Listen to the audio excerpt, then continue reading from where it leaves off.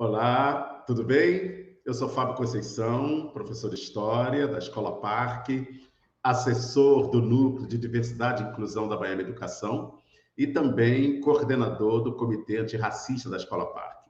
Estamos aqui apresentando a vocês o primeiro vídeo de uma série de 3 vídeos, onde nós vamos trocar algumas ideias, apresentar algumas questões para vocês, que dizem respeito sobre a luta do movimento negro protagonizada pelo movimento negro brasileiro contra o racismo no Brasil. É importante a gente refletir sobre isso, não apenas no mês de novembro, que é o mês da consciência negra, mas é importante levarmos em consideração o quanto que o racismo e a luta contra o racismo dizem respeito à história do Brasil. Então, nós estamos aqui para isso, para mostrar para vocês que se tem racismo no Brasil, também tem luta contra o racismo no Brasil. Como dizem, né, já disseram por aí, nossos passos vêm de longe, muito longe, e também nosso nome é resistência. Fiz aqui uma breve apresentação para vocês, para que a gente possa orientar, né, de maneira um pouco mais didática essa apresentação aqui para vocês. Vamos aqui, então, iniciar essa apresentação aqui para vocês. Lutas negras. Como sabemos, e é importante sempre refletir sobre isso, né? O racismo no Brasil não é coisa do passado. Não é coisa do passado. Entretanto, o racismo no Brasil tem história. E como eu já disse, se o racismo no Brasil tem história, a luta contra o racismo no Brasil, protagonizada por negras e negros, também tem história. E é um pouco dessa história, algumas reflexões sobre essa história que eu gostaria de trazer aqui para vocês, né? Primeiro, acho que é importante a gente levar em consideração e começar essa discussão apresentando, né, um conceito do que é o racismo no Brasil, né? É importante a gente lembrar que o racismo no Brasil não é uma questão de opinião, o racismo não é uma questão de ordem apenas individual, embora haja indivíduos racistas. O racismo não é uma questão de ordem moral, não é uma patologia. O racismo no Brasil é sistêmico. O racismo no Brasil, ele é estrutural. O racismo no Brasil, como diz o professor Silvio Almeida, ele é uma forma de organizar a sociedade. E o racismo no Brasil funciona tão bem porque ele é naturalizado. O racismo, como diz o professor Silvio Almeida, tem a capacidade de estar presente e se incorporar ao cotidiano de nossas vidas. Ele está oculto, ele é normal, faz parte da ordem. Gosto muito também de uma avaliação da professora Lia Weiner, quando ela diz: quando dizemos que o racismo é estrutural, estamos dizendo que, se tudo acontecer na normalidade, o resultado será racista. Se tudo acontecer na normalidade, o resultado será racista. E tem sido assim ao longo da história do Brasil, em especial ao longo da história republicana brasileira. E é evidente, todos nós, brancos, negros, devemos nos engajar nessa luta antirracista, porque a luta antirracista é uma luta civilizatória, é uma luta humanitária. Então, vamos dar uma olhadinha nisso? Primeiro, eu gostaria, antes de começar a dar uma olhada também, né, gostaria aqui de fazer uma sugestão para vocês, uma leitura, eu já entendo essa leitura como uma leitura indispensável, o livro da professora Inaê Lopes dos Santos, professora da Universidade Federal Fluminense, doutora em História. Ela lança esse ano Racismo Brasileiro, uma história da formação no Brasil, onde a professora Inaê afirma, né, e com toda propriedade, com toda razão, impossível pensar a história do Brasil sem pensar nas relações raciais, sem pensar no racismo brasileiro, né? E, aproveitando os ensinamentos da professora Inaê, eu digo também que é impossível pensar a história do Brasil sem a luta protagonizada por negros e negras contra o racismo. É impossível pensar a história do Brasil sem levar em conta o racismo, portanto, é impossível pensar a história do Brasil sem levar em conta a luta antirracista. E um pouco dessa luta antirracista ao longo da história do Brasil que eu gostaria de trazer para vocês. Sabemos que a abolição da escravidão não resolveu o problema do negro. Evidentemente que não. A abolição da escravidão foi uma obra incompleta. o negro livre não se tornou cidadão. Durante os 380 anos da manutenção do regime escravista, eu penso que a escravidão era a forma de manter o controle sobre a maioria da população negra, sobre a população negra. Sem a escravidão, o Estado brasileiro desenvolveu outras formas de manter o controle sobre a população negra.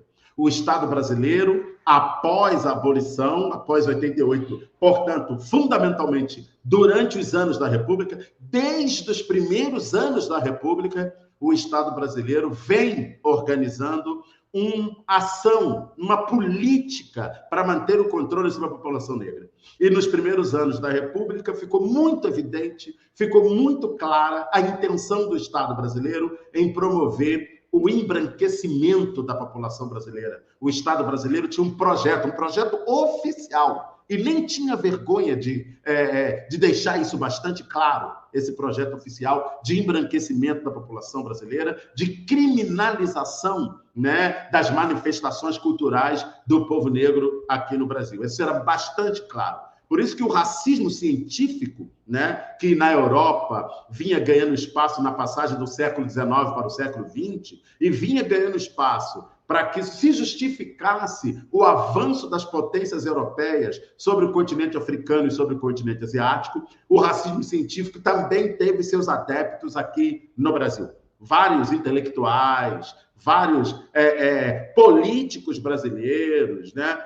Figuras consideradas de grande estirpe, figuras sem nenhuma acima de qualquer suspeita, brancos, evidentemente, dialogaram, né, e fizeram valer as ideias do racismo científico, porque estavam comprometidos em promover o embranquecimento da população brasileira, né? Figuras como Silvio Romero, Oliveira Viana, Nina Rodrigues, figuras que são homenageadas até hoje, né? Nome de rua, nome de museu, nome de instituições científicas e acadêmicas. Essas figuras deram uma colaboração enorme para a consolidação do racismo científico no Brasil e para a consolidação também da política de embranquecimento da população brasileira, né? Isso é importante levar em consideração. Tanto isso é verdade que eu gostaria de trazer aqui um exemplo para vocês. Em 1911, foi realizado em Londres o Congresso Mundial das Raças. 1911,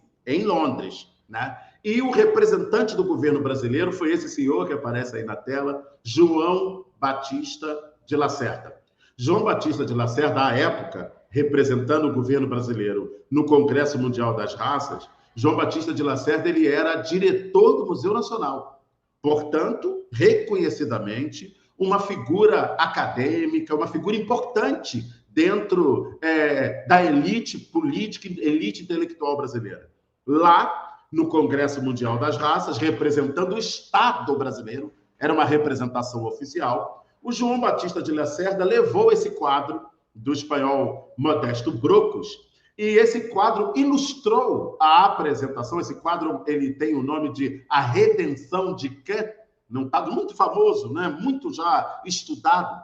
E o João Batista de Lacerda leva esse quadro nesse Congresso Mundial das Raças para mostrar para aquela audiência, né, de qual era o projeto que o Brasil estava colocando em curso, né, para promover o embranquecimento da população brasileira, né? Acreditava-se, intelectuais, cientistas no Brasil acreditavam piamente, eles tinham certeza de que a raça negra representava um atraso para a sociedade brasileira. Então, era fundamental superar a raça negra, né, na República Brasileira. Era fundamental eliminar o negro. E o João Batista de Lacerda esteve lá, nesse Congresso Mundial das Raças, para apresentar o que a República Brasileira estava fazendo. Ele foi lá apresentar que a República Brasileira estava estimulando a miscigenação, e isso iria levar ao desaparecimento dos negros. Junto a isso, a República Brasileira também estava estimulando a imigração de europeus, como forma de melhorar a raça. E esse quadro,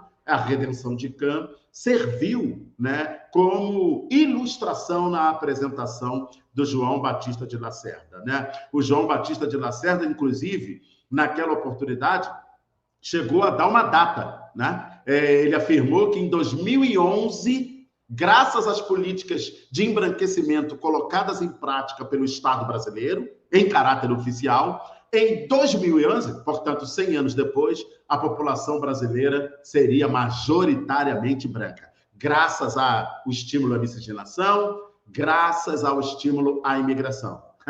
Só que não, né, senhor João Batista de Lacerda? Nosso nome é Resistência e hoje, 100 anos depois, nós, negros e negras, representamos 56% da população brasileira, né? Então, não deu certo esse projeto e não teria como dar certo, apesar de ter uma aparência científica, né? Essa aparência científica nada mais do que foi um delírio dos racistas europeus, um delírio dos racistas brasileiros para justificar ou para garantir o predomínio da sua branquitude e dos seus privilégios, né?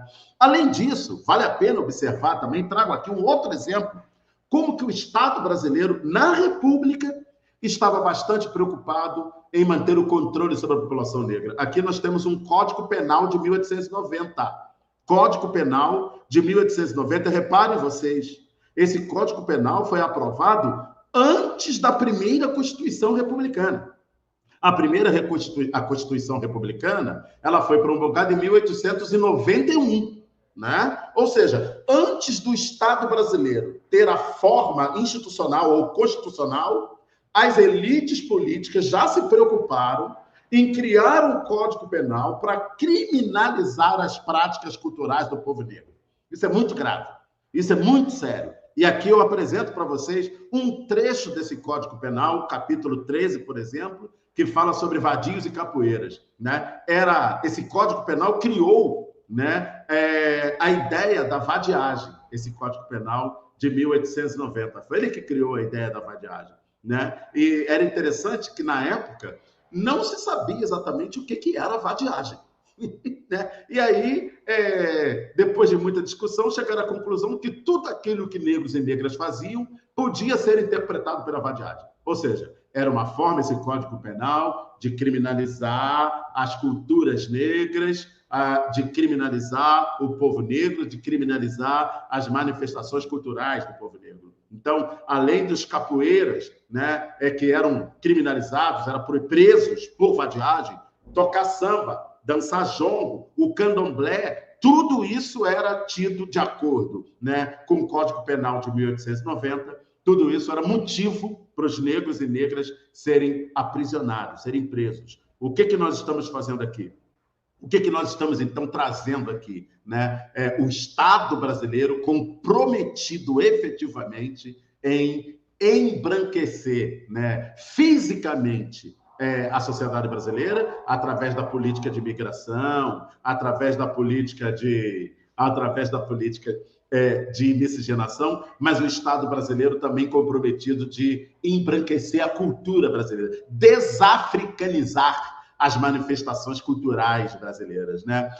Para vocês terem uma ideia, esse Código Penal de 1890, ele teve efeitos, né, até os anos 40. Até 1940, esse Código Penal profundamente racista, né, ele teve reflexo até nos anos 40. Né? Muitos terreiros de candomblé aqui na cidade do Rio de Janeiro, onde havia uma população negra muito numerosa, terreiros de candomblé eram invadidos, as peças dos orixás eram levadas para a polícia militar, para a delegacia, e durante muitos anos, essas peças apreendidas, né, roubadas, dos terreiros de candomblé, muitos anos ficavam expostas no Museu da Polícia Militar. Né? Reparem aqui essa matéria, só em 2020, isso mesmo, senhores e senhoras, 2020, ontem, portanto, essas peças roubadas, né, até os anos 40, de terreiros de candomblé daqui da cidade do Rio de Janeiro, só em 2020 essas peças foram publicizadas, foram devolvidas, foram reverenciadas e hoje estão sob a guarda do Museu da República aqui no Rio de Janeiro, como vocês podem observar nessa matéria. Né? Mais de 500 peças religiosas foram retiradas, roubadas de terreiros de Umbanda e Candomblé entre 1889, é o ano da proclamação da República, e 1940, e estavam no prédio do antigo DOPS, hoje sede da Polícia Federal, e hoje, né, estão sob a guarda, catalogados, houve inclusive uma cerimônia religiosa, essas peças estão lá catalogadas no Museu da República, né? Isso só demonstra o quanto que o Estado brasileiro é racista, né? É no presente, né? É racista, né? Não existe mais, evidentemente, como houve na virada do século XIX para o século XX, né? Não há mais aquela política de embranquecimento flagrante, né? Oficial. No entanto, ainda hoje, o Estado brasileiro vem construindo mecanismos para manter a população brasileira, a população negra, a maioria dos brasileiros e brasileiras marginalizados, oprimidos, né? Isso é muito importante levar em conta. Entretanto, o que eu gostaria de trazer aqui também e valorizar, né, é que, na medida em que o Estado brasileiro se organiza desde o início da República para manter negros e negras sob controle, para criminalizar as práticas culturais do negro, para criminalizar o próprio negro e suas manifestações,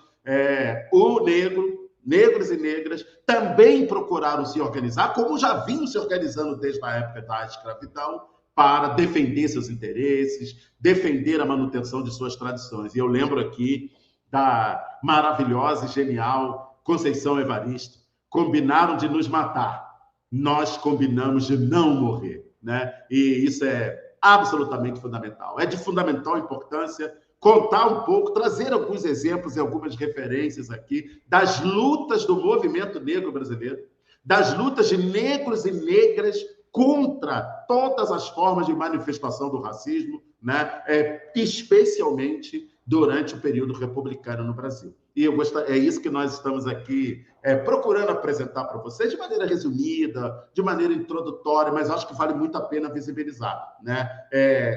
Na medida em que o racismo brasileiro vai sendo instituído, vai sendo organizado, até de caráter oficial, o antirracismo protagonizado pelo movimento negro também é uma realidade.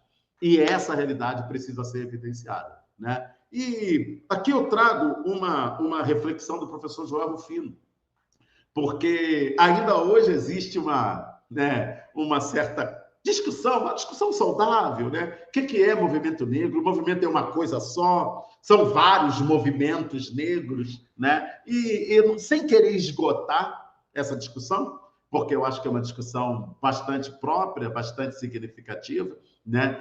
Vale a pena aqui a gente pensar o que é movimento negro. E o professor, né, Joel Rufino traz, no meu entendimento, uma das melhores definições do que é movimento negro, né? Todas as entidades de qualquer natureza, todas as ações de qualquer tempo, fundadas e promovidas por pretos e negros, entidades religiosas, assistenciais, recreativas, artistas, inúmeros grupos de dança, capoeira, teatro, poesia, culturais, centro de pesquisa, movimento negro unificado, ações de mobilização política de processo antidiscriminatório, aquilombamento, rebeldia armada, movimentos artísticos, literários, folclóricos, toda essa complexa dinâmica ostensiva, encoberta, extemporânea ou cotidiana constitui movimento negro.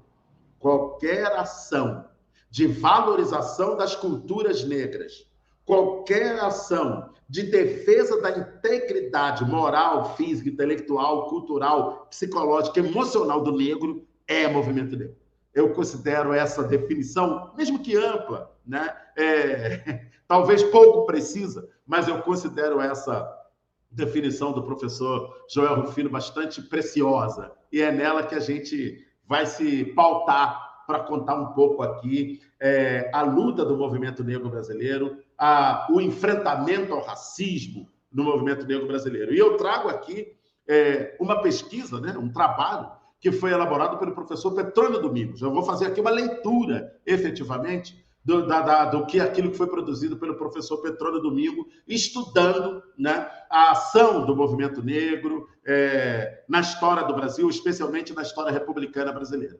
E o professor Petrônio divide, né, no trabalho que ele apresentou, que ele produziu, o movimento negro em 3 fases. A primeira fase vai de 1889 até 1937. É o que o professor Petrônio Domingos diz. Ou seja, da proclamação da República, durante aí, pensando historicamente, a chamada República Velha, né? A República dos Coronéis, dos grandes proprietários, que vai de 1889 até 1930. 1930 vamos ter uma mudança importante na vida política brasileira, que é a ascensão de Vargas, Getúlio Dornelles Vargas, chega ao poder através de um golpe que passou para a história com o nome de Revolução de 30, e até 37 o governo Vargas era um governo democrático, a partir de 37 o Getúlio Vargas dá um golpe implantando a primeira ditadura da República Brasileira, ditadura que nós chamamos de Estado Novo, ditadura Estado Novista. Então, para o professor Petrônio Domingues, a primeira fase do movimento negro se encontra entre 1889 e 1937. É algo, o trabalho do professor Petrônio revela algo absolutamente extraordinário. A quantidade de eventos, a quantidade de instituições, né, do movimento negro que foram organizadas nesse período e tiveram uma atuação destacada nesse período é bastante significativa, né? O professor Petrônio Domingo aqui apresenta alguns clubes, Clube Literário, Clube 13 de Maio, Centro Cultural Henrique Dias, Sociedade União Cívica Homens de Cor, né? Reparem, senhores e senhoras, que nós temos aqui instituições que foram criadas em 1902, 1913, 1915. Temos instituições aqui, como o professor Petrônio aponta, a agremiação negra mais antiga desse período é o Clube 28 de Setembro, que foi constituído em 1897. 1897. Então, nós temos aqui organização negra, portanto, nós temos a atuação do movimento negro, uma atuação antirracista do movimento negro desde os primeiros anos do Estado republicano, né? Por isso que eu afirmo que se não tem como, e não tem mesmo, pensar a história do Brasil sem pensar no racismo, não tem como pensar a história do Brasil sem pensar no antirracismo protagonizado pelo movimento negro. Nessa primeira fase, o que é que o professor Petrônio afirma? O professor diz que essas instituições, todas elas eram, fundamentalmente, tinham um caráter assistencialista, recreativo, cultural, né? Mas tinham uma importância gigantesca porque conseguiam agregar, né, milhares e milhares, centenas, né, de homens e mulheres negros e negras e absolutamente fundamentais para a valorização e preservação da cultura negra e preservação da vida de negros e negras tão ameaçada por conta do racismo oficial instituído pela República Brasileira. O professor traz um dado aqui que eu acho que é muito, muito significativo. Havia 123 associações negras só em São Paulo entre o ano de 1907 e 1937. Repare, senhores e senhoras, 123 associações negras só em São Paulo. Só em São Paulo entre 1907 e 1937. Isso é algo extraordinário. Negros e negras jamais na história do país deixaram de enfrentar toda a sorte, todas as formas de violência e opressão. Jamais. Isso aqui é uma prova inconteste disso, né? Vale lembrar aqui também, havia associações estritamente formadas por mulheres, apenas por mulheres, né? Mulheres negras, como a Sociedade Brinco das Princesas, fundada em 1925 em São Paulo, e a Sociedade de Socorros Mútuos Princesa do Sul, criada em 1908, lá em Pelotas, né, no sul do Brasil. O que isso significa? Significa dizer que, de fato, nossos passos vêm de longe, né? Significa dizer que, de fato, a luta contra o racismo no Brasil é uma luta histórica, né? Se confunde com a própria história do racismo no Brasil, né? E aqui o professor Petrônio Domingues vem apresentando outros, né?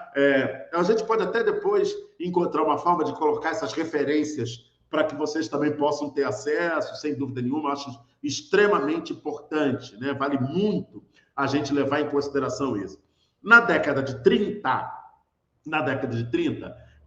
uma outra construção política, ideológica, intelectual começa a ser desenvolvida também, né, como uma forma do Estado brasileiro encobrir a realidade de negros e negras.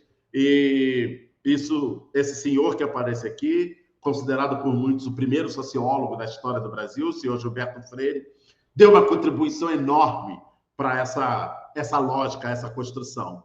Em 1933, foi lançado o livro Casagrande Senzala, e esse livro serviu de base, né, para a construção da chamada democracia racial.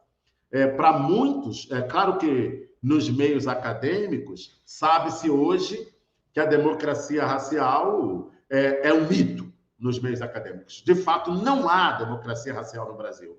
Entretanto, nas nossas relações cotidianas, né, essa ideia de que o Brasil é democracia racial ainda persiste. Para vocês terem uma ideia, o quanto que essa construção desse mito da democracia racial é importante. E esse senhor, Gilberto Freire, com essa sua primeira obra, Casa Grande e Senzala, publicada em 1933, teve aí, sem dúvida, um papel tremendamente significativo, né? E aqui o professor Joás Bernardino diz o quão é importante, né, para a permanência do racismo brasileiro, a crença nessa lógica da democracia racial, né? Nós, brasileiros, fomos socializados dentro de acordo com essa ideia, né? Nós aprendemos e crescemos, né, a acreditar que, de fato, o Brasil não há problema racial, de que o Brasil é um paraíso, né, das raças, né? E o professor Joás Bernardino vem trazer essa reflexão. Uma parcela expressiva da sociedade brasileira compartilha a crença de ter construído uma nação não caracterizada por conflitos raciais abertos. Em outras palavras, ainda é fortemente difundida no Brasil a crença de que a cultura brasileira antecipa a possibilidade de um mundo sem raças, né? Apesar das evidências dramáticas que nós temos na sociedade brasileira, a cada 23 minutos um jovem negro é assassinado, né? Número esse, né, que nem na África do Sul do apartheid, né, nem nos Estados Unidos, né, durante a permanência da Jim Crow, das leis de Jim Crow, aquelas leis segregacionistas, você tinha uma estatística dessa monta, né? A cada 23 minutos um jovem negro assassinado. Apesar dessas evidências, né, muitos ainda acreditam na democracia racial brasileira, né? E, evidentemente, né, que negar a existência do racismo, isso tem uma funcionalidade, né? Isso serve para a manutenção do racismo, sem dúvida nenhuma. Isso é muito importante e precisamos aqui, sem dúvida nenhuma, desvelar esse mito. Não existe democracia racial no Brasil. Não existe democracia racial no Brasil e isso é preciso que se diga de forma bastante clara. Na década de 30 ainda, não existe a possibilidade de deixar de lembrar a criação da Frente Negra Brasileira. A Frente Negra Brasileira é considerada a primeira instituição de massa da história do Brasil, primeira instituição negra de massa da história do Brasil, fundada em 1931. Pasmem, senhores. 1931, a Frente Negra Brasileira era uma instituição que chegou a reunir aproximadamente 20 mil associados. 20 mil associados à Frente Negra Brasileira. A Frente Negra Brasileira nasceu em São Paulo, mas tinha filiais no Rio de Janeiro, Minas Gerais, Espírito Santo, Pernambuco, Rio Grande do Sul, Bahia.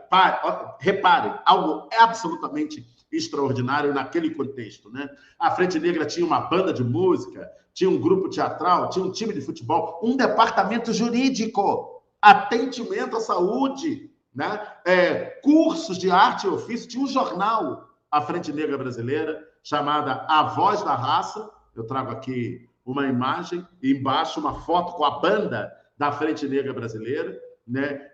Então, senhores, nós estamos falando aqui de uma instituição de massa, organizada por negros, né? Frequentada por negros, que chegou a ter 20 mil associados. Nós estamos falando da Frente Negra Brasileira, que foi criada em 1931 e extinta em 1937, com a implantação da ditadura Estado-novista, a primeira ditadura da história do Brasil, com a ditadura do Estado Novo. Getúlio Vargas impõe, né, o fim da Frente Negra Brasileira, né? Entretanto, a Frente Negra deixa de existir oficialmente, mas seu legado, a sua história, ainda servem como farol para muitos de nós, negros e negras, né? Saudemos aqui, portanto, a Frente Negra Brasileira. Isso aí, pessoal. Então, aqui a gente encerra a primeira fase, o primeiro vídeo, apresentando a primeira fase do movimento negro. Curta aí, se você curtiu, acompanhe a gente nas nossas redes sociais, acompanhe aqui no nosso canal. Se você tiver alguma dúvida, crítica, sugestão, compartilhe com a gente, deixa lá, né, a sua informação, porque certamente vai ser muito enriquecedor para nós. E todas as referências, né, que nós utilizamos aqui estarão também colocadas aqui na descrição do vídeo. Vamos partir para o segundo vídeo? Vem comigo. Valeu, galera!